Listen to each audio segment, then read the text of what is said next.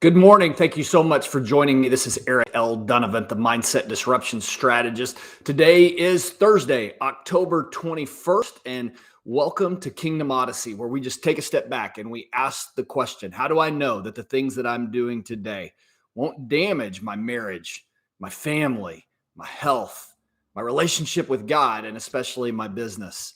So today's topic is this: shortcut or short circuit. So this last week, I've been working with a business partner of mine, and we've been really focusing in on a new business that we're beginning together. And we've been talking about different strategies, and we've been meeting with people along the way just to say, hey, what do you think about this idea, and what adjustments should we make? The business is not off the ground yet. We're just getting started and hoping to launch into the new year. And as we've been asking these questions, there have been times where we've looked at different pieces of this and said, hey, man, if this happens, man, we could accelerate growth. We could shortcut a lot of different things that are going on. Maybe we could, accelerate the business growth a lot faster than we're thinking it's going to happen. And that gets to be tempting to think about. But the question is, when we think about shortcuts, are they taking us outside of God's will? Because when we look at it, it's like, man, this would be fantastic if we were able to get this shortcut to work and we were able to, we could hire some people faster and we could do X, Y, and Z. And you start dreaming inside of that and you start getting lost. We had an interesting pause inside of that yesterday because we were making a presentation to an individual that had the potential to be one of those shortcuts. And as we were getting into the discussion, what we started to realize was this was not a good culture fit. It wasn't a good fit from perspective. Like the way that we were looking at things and the way that they were looking at things was not going to be a match. And so what we could do is we could have said, okay, well, we'll adjust the things that we're doing to potentially get access to this shortcut, to get access to, making things happen faster.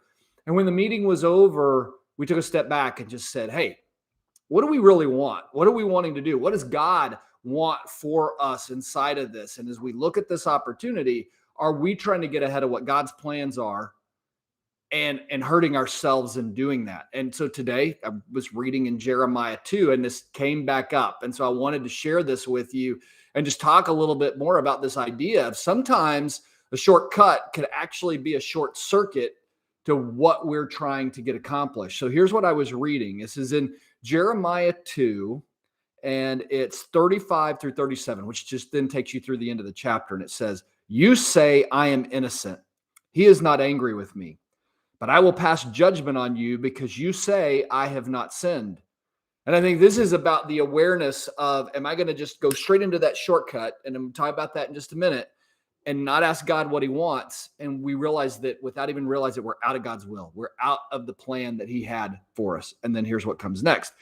Why do you go about so much changing your ways? You will be disappointed by Egypt as you were by Assyria. So with the Israelites, they're constantly they're looking for the shortcut. They're looking, grass is always greener. It'd be greener here. It'd be greener there. And what God is saying, you're going to be disappointed in Egypt. You think the grass is greener. You were already disappointed by Assyria. You're going to be disappointed by Egypt. You will also leave that place with your hands on your head, for the Lord has rejected those you trust. You will not be helped by them. So you think you're going to put your trust in something God has not told you to put your trust in. Guess what? You're going to be disappointed because God has rejected them. And this was the lesson for us yesterday. It's a lesson for me every single time that I see a potential shortcut. Is God in this? Is this what God wants? Because sometimes we're so excited about the potential results, or we're so energized, but what we might be able to do if we could just do X, Y, Z. Oh my goodness, I could go on this extra vacation. I could buy this extra car. I could do this more with my family. If only I could do more faster. And God's like, no shortcuts. This needs to go at this pace. I have a perfect plan for you. And I've seen that along the way. I've seen how moments that look like they're taking place right now in 2 to 3 years show up. It's like, boy, oof, I'm glad I didn't take that shortcut that I thought was really going to help me out. And I think that's just the question for today. Where in our lives are we tempted to take shortcuts? But really, if we do that, it's going to end up being a short circuit on what God has planned and what God wants to do through us.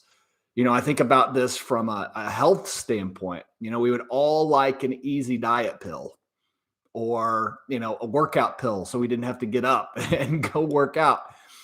But at the same time, the things that I will tell you is that it's been in the struggle of workouts. It's been in the moment of learning how to push through mentally. Like you guys know, I've done some half marathons and some things like that. There have been lessons I've learned that an easy pill would have not taught me those lessons. Learning on mile 10 in my very first half marathon that I need to be properly with nutrition. Otherwise, everything just falls apart. We want to shortcut our relationship with God.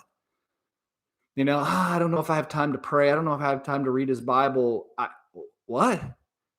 Right? I mean, just the time that we take to spend with him and to understand how do we have time not to do this if we really want to know what he's up to? And the thing that I've found, I've been in this place, right, where it's like sometimes it's boring or sometimes it's, I don't know that I hear from God.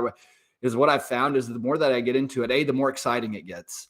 But not only that, the more he starts to show up and to talk. It's kind of like a relationship where you haven't talked to each other in a while and you sit down, it's like we don't have anything to talk about. But the more time you spend together, right, things just get better and better.